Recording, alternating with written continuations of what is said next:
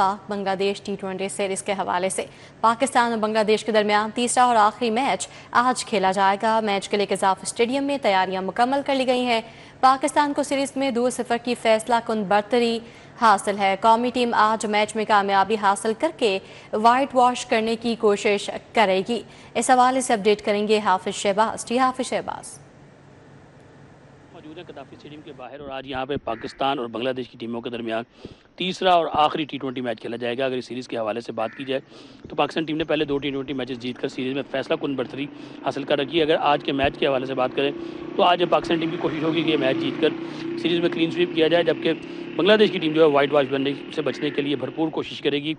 दोनों टीमों के हवाले से अगर बात की जाए तो गुज़श्ता रोज़ दोनों टीमों ने मुकम्मल तौर पर आराम किया था, जिसके बाद आज यहाँ पर यह मैच रात को 8 बजे शुरू होगा। पाकिस्तानी टीम के हवाले से सलाह है कि पाकिस्तानी टीम में 1 से 2 तब्दीलियाँ जो हैं वो की जा सकती हैं, जबकि बांग्लादेश की टीम में भी 2 से 3 तब्दीलियों का इम्कान ज़ाहिर किया जा रहा है। बड़ा दिलचस्प मुकाबला होने की तवक्को है और बड़ी तादाद में, आज इतवार का दिन है तो बड़ी तादाद में शायकीन क्रिकेट की आमद की भी तवक्को की जा रही है। फ़ख्रे पाकिस्तान अर्शद नदीम की वतन वापसी का शेड्यूल जारी कर दिया गया है। Asian gold medallist athlete Arshad Nadeem आज रात 10:30 बजे वतन वापस पहुंचेंगे। सदर athletics federation of Pakistan Arshad Nadeem को लेकर वतन वापस पहुंचेंगे। अर्शद नदीम सिविल से बरास्ता बैंकॉक लाहौर के अलामा इकबाल इंटरनेशनल एयरपोर्ट पहुंचेंगे और अर्शद नदीम पेरिस ओलंपिक्स के बाद एशियन एथलेटिक्स चैंपियनशिप में भी गोल्ड मेडल जीत चुके हैं। तो अर्शद नदीम सियोल से बरास्ता बैंकॉक लाहौर के अलामा इकबाल इंटरनेशनल एयरपोर्ट पहुंचेंगे। लाहौर एयरपोर्ट पर अर्शद नदीम का शानदार इस्तकबाल किया जाएगा। एशियन एथलेटिक्स चैंपियनशिप में गोल्ड मेडल जीतने पर बेहद खुश हूँ, अर्शद नदीम की जानिब से कहा कि उन्होंने मजीद कहा कि गोल्ड मेडल भी कौम की दुआओं का नतीजा है। आज शब सियोल कोरिया से बरास्ता बैंकॉक लाहौर पहुंचूंगा, अर्शद नदीम की जानिब से ये कहा गया है। वज़ीर आज़म मोहम्मद शहबाज शरीफ की गवर्नर हाउस आमद। वज़ीर आज़म शहबाज शरीफ की सदर ममलिकत आसिफ अली जरदारी से मुलाकात में मजमूई सियासी सूरत हाल पर तबादला ख्याल किया गया। वज़ीर आज़म ने हालिया बैरून ममालिक के दौरों की तफसीलात से सदर ममलिकत को आगाह किया। गवर्नर पंजाब सरदार सलीम हैदर खान, स्पीकर कौमी असम्बली सरदार अयाज सादिक भी मौजूद थे। तो वज़ीर आज़म मोहम्मद शहबाज शरीफ की गवर्नर हाउस आमद हुई, जहाँ उन्होंने सदर ममलिकत आसिफ अली जरदारी से मुलाकात की है। मुलाकात में मजमूई सियासी सूरत हाल पर तबादला ख्याल किया गया। नवाज शरीफ ओल्ड एयरपोर्ट से लंदन के लिए रवाना हो गए हैं। हसन नवाज, ज़ाती मुआलिज डॉक्टर अदनान, हनीफ खान भी हमरा हैं। आबिदुल्ला जान और करीम यूसुफ भी लंदन रवाना हुए हैं। अहम खबर आपको दे रहे हैं कि नवाज शरीफ ओल्ड एयरपोर्ट से लंदन के लिए रवाना हो गए हैं। हसन नवाज, ज़ाती मुआलिज डॉक्टर अदनान, हनीफ खान भी उनके हमरा हैं। आबिदुल्ला जान और करीम यूसुफ भी लंदन रवाना हो गए हैं। पाकिस्तान कस्टम्स अफसरान के खसूसी बच्चों के लिए खुशखबरी है। FBI का मुलाजमीन के मासूर बच्चों की माली मुआवनत के लिए अहम इकदाम उठाने का अमल शुरू। कितना मुआवजा दिया जाएगा, बताएंगे कलीम अख्तर। जी कलीम।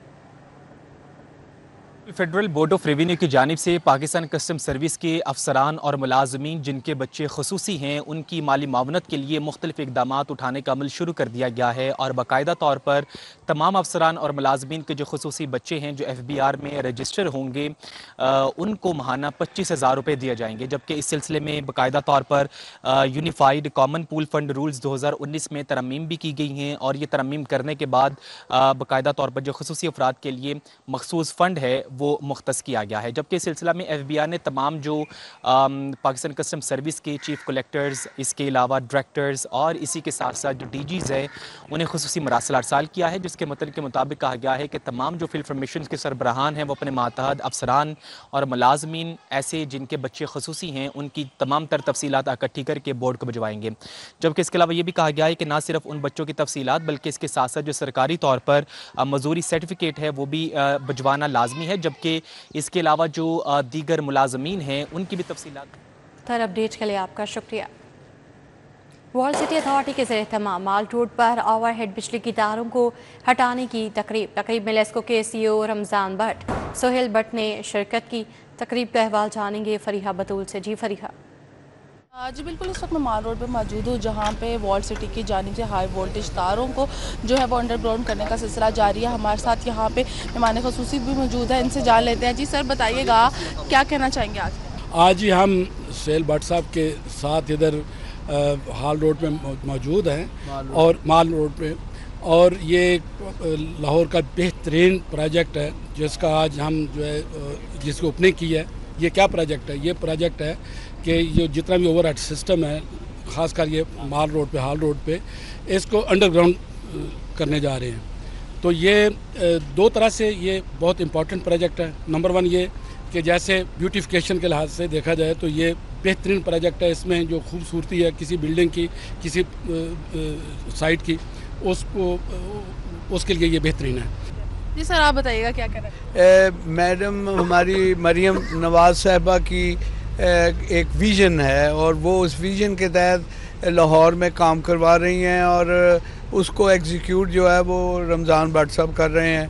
तो मैं समझता हूँ कि लाहौरियों के लिए और स्पेशली माल रोड के ताजरों और जो यहाँ पे रेजिडेंट हैं उनके लिए बड़ी खुशाइंद बात है। और वॉल्ट सिटी जो है इसको हेड कर रही है, सिटी डिस्ट्रिक्ट गवर्नमेंट इसको असिस्ट कर रही है।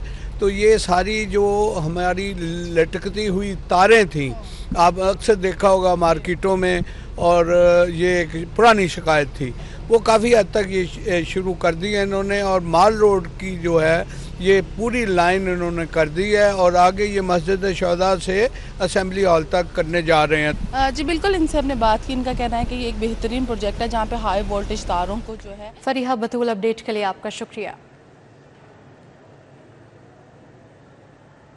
Sheikh Zayed Islamic centre Punjab university में पहली बार Lahore district Shinbuko karate championship. सदर all Pakistan Shinbuko karate association Shahzad Ahmad ने भी शिरकत की। इस हवाले से अपडेट करेंगे तलहा अशरफ। जी तलहा। जी बिल्कुल, पंजाब यूनिवर्सिटी इस्लामिक सेंटर में मौजूद हूँ, जबकि यहाँ पर जो कि Lahore district Shinbuko karate championship का इनेकाद किया गया है। अब पहला ये कराटे चैम्पियनशिप है, क्या कहना है इनका वो भी तमाम चीज़ें जान लेते हैं। तो बताइएगा कि क्या कहेंगे, इसका मकसद क्या था, कौन कौन सी टीमें इसमें शामिल हुई हैं, कितने जो कि शहरों से यहाँ पर बच्चे स्टूडेंट्स ने शिरकत की है और आगे क्या देखते हैं? सबसे पहले तो थैंक यू कि आपने यहाँ पर आए। Shinbuko association of karate do Pakistan के ज़ेर एहतमाम, ज़ेर निगरानी, और पंजाब में हमारी जो ब्रांच है शिनबुको शोतोकान कराटे इंस्टीट्यूट लाहौर, उसके ज़ेर एहतमाम ये इवेंट मुनक्किद किया गया है। इससे पहले जो है वो इंटर क्लब्स के हवाले से टूर्नामेंट्स हुए, लेकिन फ़र्स्ट टाइम पहली जो है लाहौर डिस्ट्रिक्ट कराटे चैम्पियनशिप ये ऑर्गेनाइज़ की जा रही है। और इसके जो चीफ़ ऑर्गेनाइज़र हैं हमारे अब्दुल रहमान साहब हैं, सैंसी अब्दुल रहमान साहब। और इसमें जो काविशें शामिल हैं वो शिहान अख्तर अली शराजी साहब की, मोहम्मद आमिर साहब की, जो कि दिन रात इस इवेंट को कामयाब करने के लिए मसरूफ़ अमल रहे। इस इवेंट में मुख्तलिफ़ वेट कैटेगरी हैं, 8 से 10 वेट कैटेगरी हैं, जिसमें काता और कुमीते के मुकाबले शामिल हैं। और लाहौर के इसमें डिस्ट्रिक्ट के 4 क्लब के तकरीबन 80 के करीब प्लेयर हिस्सा ले रहे हैं, जिसमें गर्ल्स एंड बॉयज़ खिलाड़ी शामिल हैं।